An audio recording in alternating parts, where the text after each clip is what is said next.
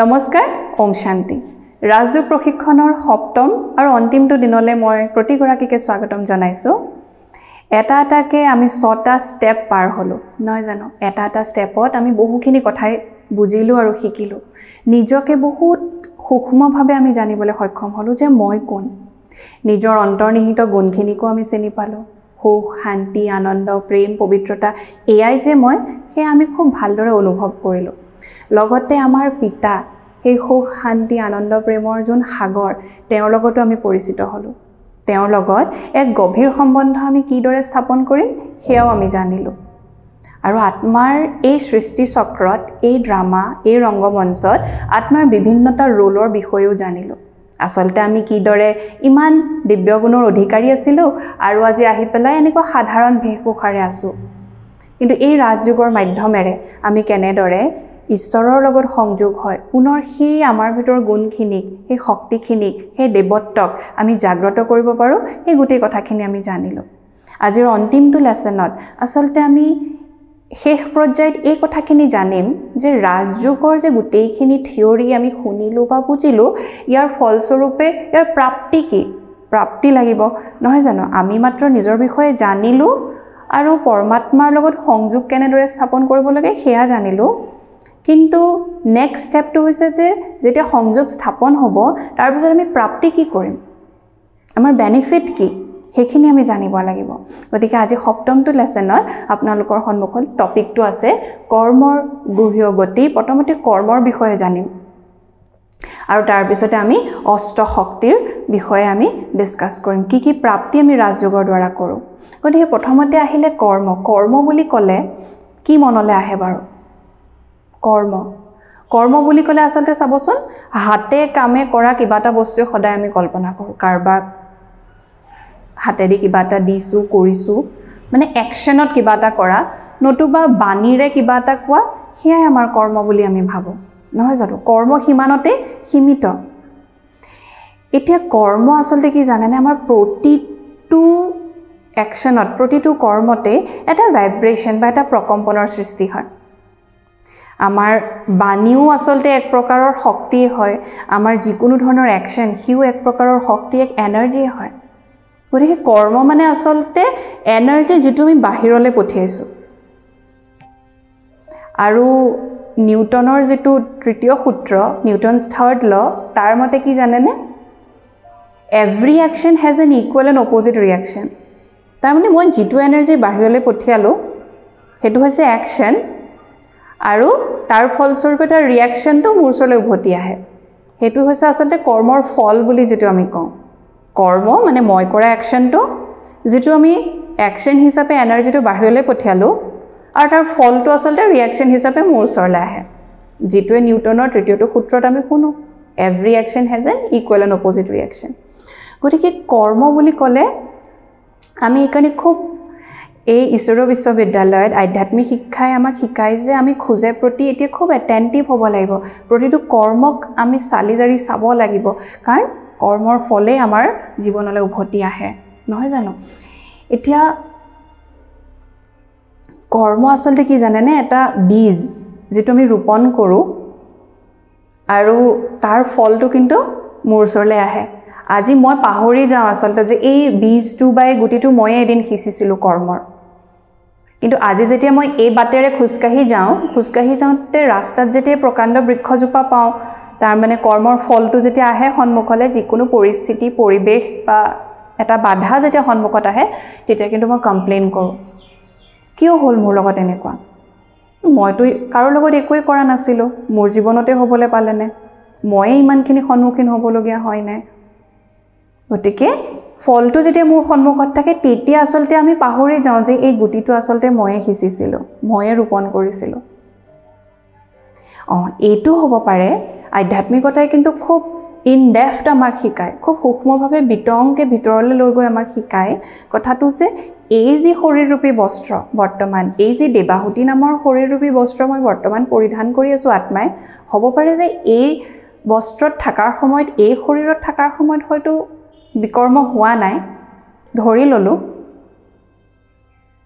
কিন্তু মই আত্মাই ইয়াৰ পূৰ্বেওতো কেইবাটাও বস্ত্ৰ পৰিধান কৰিছো হয়নে গতিকে ইয়াৰ পূৰ্বেও কিন্তু মোৰ দ্বাৰা বিকৰ্ম হৈছে সেইকাৰণে আচলতে এতিয়া আমাৰ সেয়া বিস্মৃতি এইকাৰণে আমি মনলৈ আমাৰ সংকল্পটো কি বুলি আহে যে মইতো একোৱেই কৰা নাই মোৰ লগত কিয় এনেকুৱা হৈছে কিন্তু একো বস্তুৱে আচলতে এনে অনায়াসে নহয় আমি যেটো গুটি আমি ৰোপণ কৰিছো সেই গছজোপাই আমাৰ সন্মুখলৈ আহে যেটো ভাইব্ৰেচন মই বাহিৰলৈ ৰেডিয়েট কৰিছো সেইটোৱে মোৰ ওচৰলৈ উভতি আহে অলাগতিয়ালকে কিন্তু একোৱে নাহে হিসাব কিতাপবোৰ প্ৰকৃতিৰ হিসাব কিতাপ একদম একিউৰেট হয় কেতিয়াও তাত ভুল নাথাকে ইয়াৰ ম্যাথমেটিক্স একদম একিউৰেট সেই গতিকে এতিয়া আমাক আধ্যাত্মিকতাই কি শিকায় যে আমি প্ৰতিটো কৰ্ম যাতে আমি খুব এৱেৰনেছৰ সৈতে কৰো তাৰমানে সজাগৃতি ৰাখি পেলাই কৰো এটেন্টিভলি আমি কৰো দায়িত্ব লৈ পেলাই কৰো যে আচ্ছা মই কৰিছো মই আত্মা মই ডিসাইড কৰিছো মোৰ সন্মুখত সদায় দুটা ৰাস্তা মোৰ চইচ আছে চইচটোৰ ভিতৰত মই কোনটো সিলেক্ট কৰিছো আৰু যেটো চইচ মই কৰিছো তাৰ যেটো ফল বা কনসিকুৱেন্স হেতুৰ মই কিন্তু ভুগিব লাগিব এই ক্ল্যাৰিটিটো লাগে আমাৰ তেতিয়া আমি এটেন্টিভনেছটো আমাৰ অনায়াসে আমাৰ মাজত ডেভেলপ হয় সেই ৰাজযোগ মানে প্ৰতি খুজে প্ৰতি নিজৰ কৰ্মৰ ওপৰত ধ্যান দিয়াটো সেই ৰাজযোগ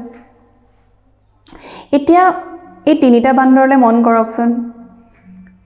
মহাত্মা গান্ধী আমাক কি বুলি ক'লে আমাক শিকাই থৈ গ'ল বান্দৰ গীতাৰ জৰিয়তে যে বুৰা মত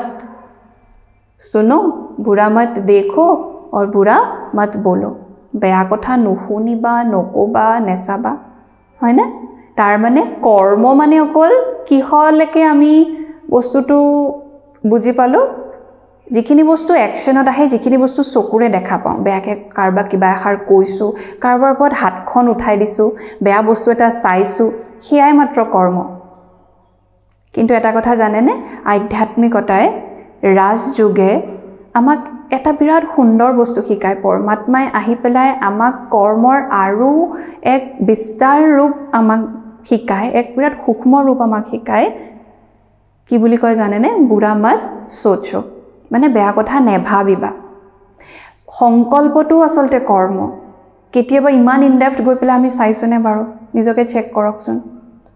আমি কাকো গালি নাই পৰা মুখেৰে বেয়াকে নাই কোৱা ঠিকে আছে কাৰেক্ট কিন্তু সেই ব্যক্তিজনৰ বিষয়ে বেয়াকে নভবাকে মই আছোনে হেতু এবাৰ চেক কৰি চাও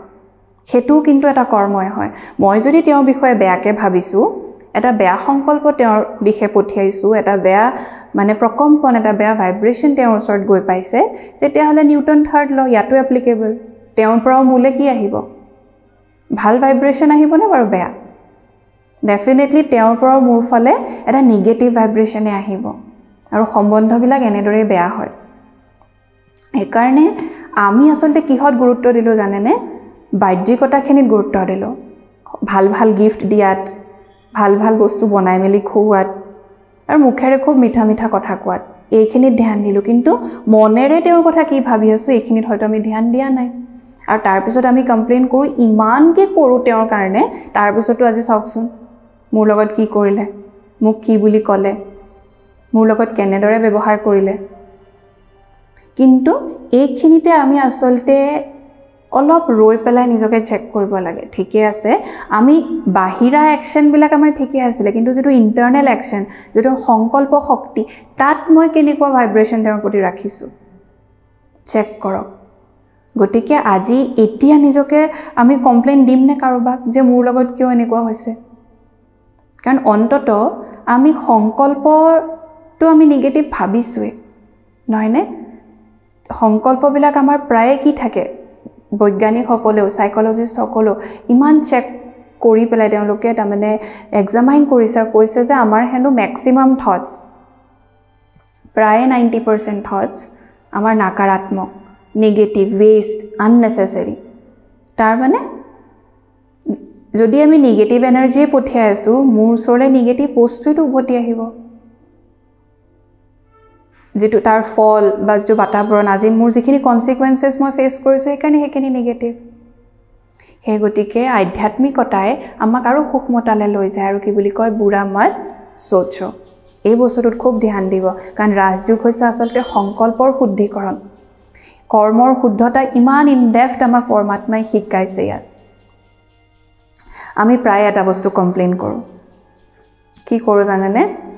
জীৱনলৈ পৰিস্থিতি এটা যেতিয়া আহে আমি তেওঁক কওঁ পৰমাত্মাক বাবাক আমি কওঁ যে তুমি মোৰ কপালত কি লিখিলা ময়ে সদায় কিয় কৰিবলগীয়া হয় ময়ে কিয় ফেচ কৰোঁ ইমানবিলাক মোৰ জীৱনতে ইমান আপছ এণ্ড ডাউনছ নকওঁ জানো কিন্তু এটা কথা এইখিনিত মন কৰিবলগীয়া ভাবকচোন যে গোটেই কোৰ্সটোৰ কথাখিনি এবাৰ ভাবি চাব মই কোন মই এক আত্মা পৰমধামত থাকালৈকে মই 100% চাৰ্জ আত্মা আছিলোঁ কিন্তু তাৰ পৰা আহাৰ পিছত আজি দীৰ্ঘদিন সময় যেতিয়া মই ইয়াতে আছোঁ সত্য ত্ৰেতা দাপৰ কলি এতিয়ালৈ মোৰ সেই আত্মাৰ চাৰ্জেই নাই একেবাৰে ডিসচাৰ্জ আত্মা তাৰমানে ভিতৰত সুখ শান্তি আনন্দ প্ৰেমৰ বৰ্তমান অভাৱ সেইকাৰণে ডিসচাৰ্জ আত্মা চাৰ্জ নাইকিয়া আত্মা কিন্তু তাৰ পিছতো চাৰ্জ নাইকিয়া আত্মা হোৱাৰ পিছতো আপুনি আপোনাৰ সন্তানটিৰ কাৰণে কিবা নেগেটিভ ভাবিব পাৰেনে কেতিয়াবা হাও দিবনে তেওঁলোকক বা তেওঁৰ ভাগ্য যদি লিখিব পৰা কেপাসিটি আপোনাৰ হাতত থাকিলেহেঁতেন লিখিলে হয়নে তেওঁৰ বিষয়ে বেয়াকে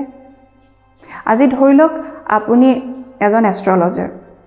আৰু আপোনাৰ সন্তানটিৰ যদি মই ভৱিষ্যতৰ গোটেই কুস্তিখন লিখিবলৈ আপোনাক দিলোঁ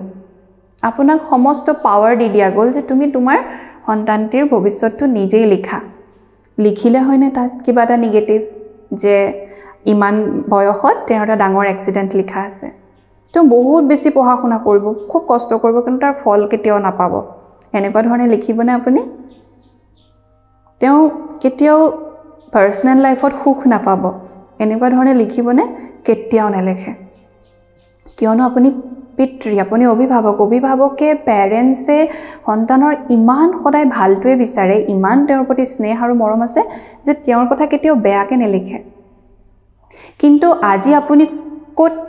দায়বদ্ধ হৈ আছে আপুনি কুস্তিখন লেখাৰ পূৰ্বে প্ৰথমতে আপুনি পঞ্জিকা মেলি পেলাই চাব লাগিব যে তেওঁৰ সেই জন্মৰ তিথি তাৰিখ অনুসৰি গ্ৰহবিলাকৰ অৱস্থান আপুনি চাব লাগিব ক'ত ক'ত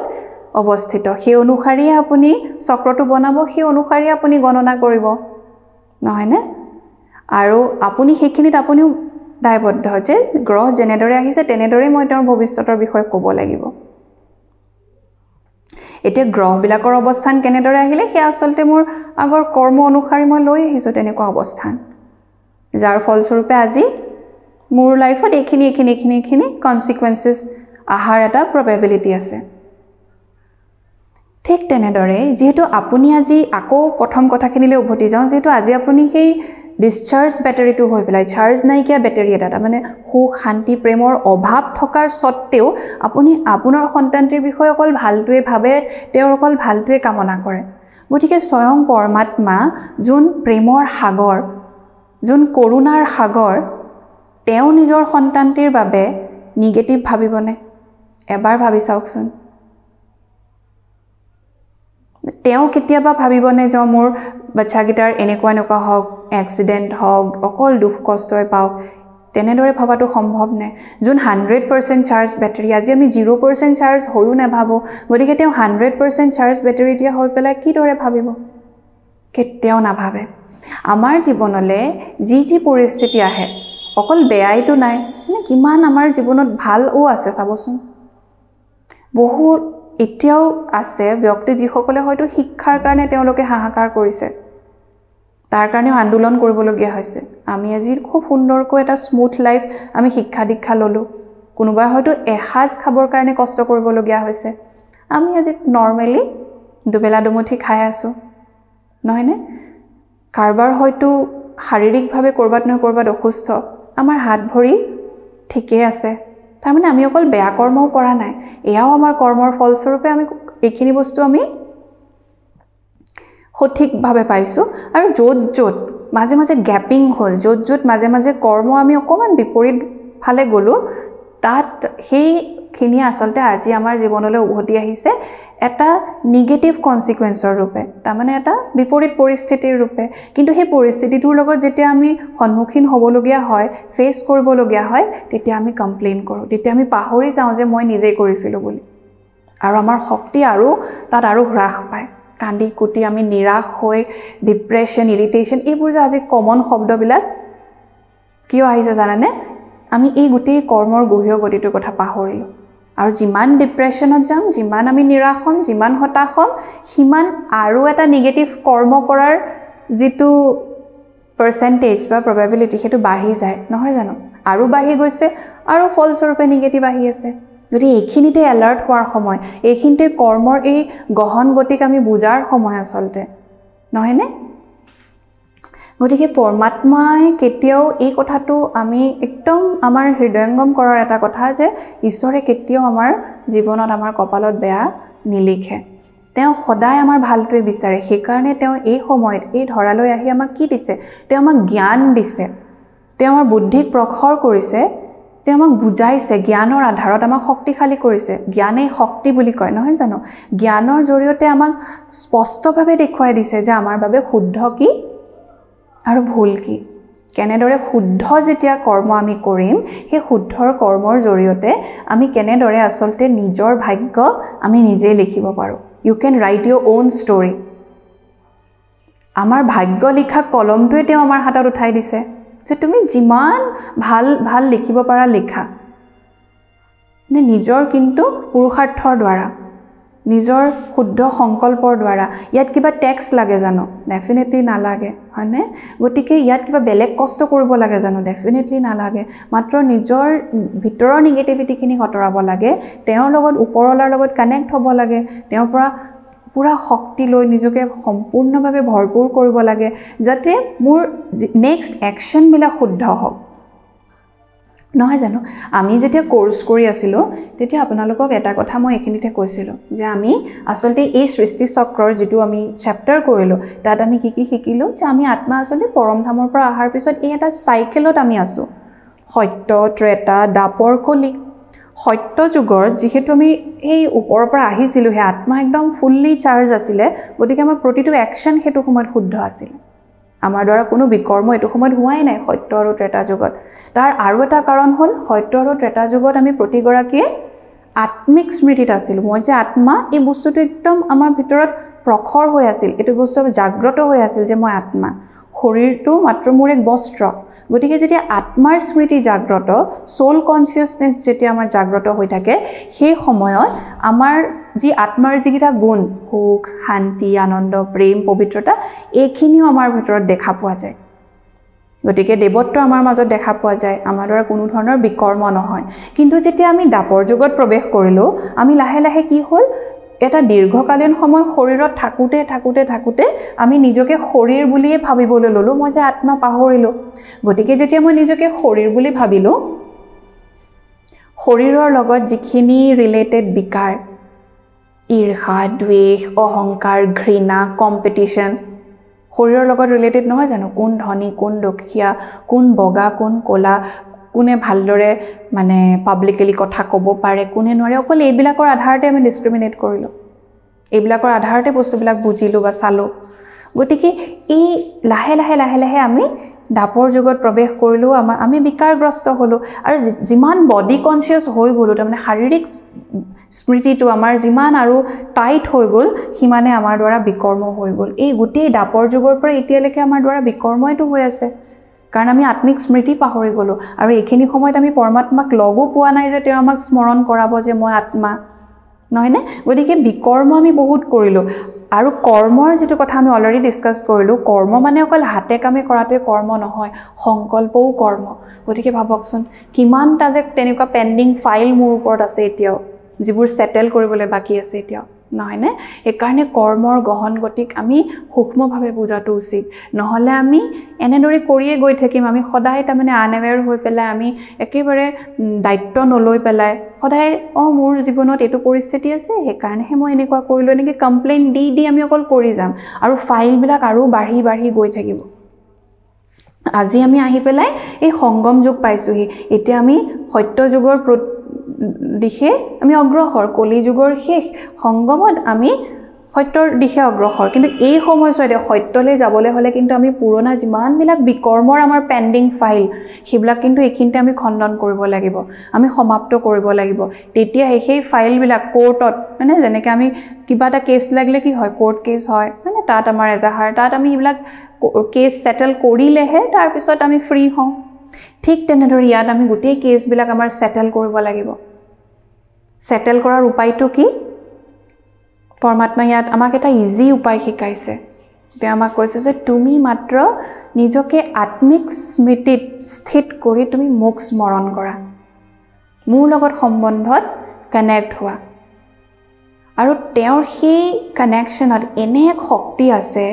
যে মোৰ যিমানবোৰ পুৰণা পেণ্ডিং ফাইল যিমানবোৰ পুৰণা বিকৰ্মৰ খাতা গোটেইবিলাক তেওঁৰ সেই স্মৃতি শক্তিৰ দ্বাৰাই আমি দগ্ধ কৰিব পাৰোঁ আমি সেটেল কৰিব পাৰোঁ মই আত্মা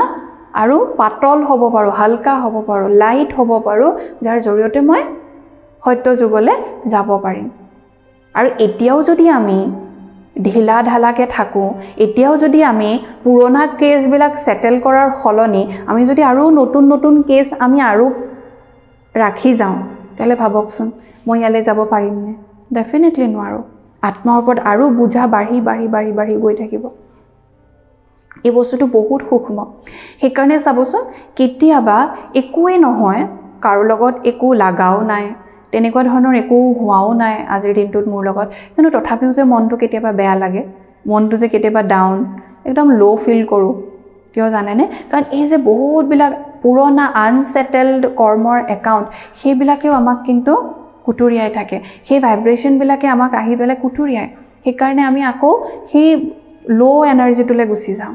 সেই গতিকে খুব ইম্পৰ্টেণ্ট যে এতিয়া আমি নিজৰ দায়িত্ব লওঁ নিজৰ কৰ্মৰ ওপৰত তাৰমানে সেল্ফ ৰেসপন্সিবিলিটি লওঁ আৰু পুৰণা সকলোবিলাক সেটেল কৰি আমি নতুন একাউণ্ট যাতে নবনাওঁ এইটোত আমি গুৰুত্ব দিব লাগে এইখিনিতেই কৰ্মৰ গহন গতিৰ বিষয়ে আমি সমাপ্ত কৰিম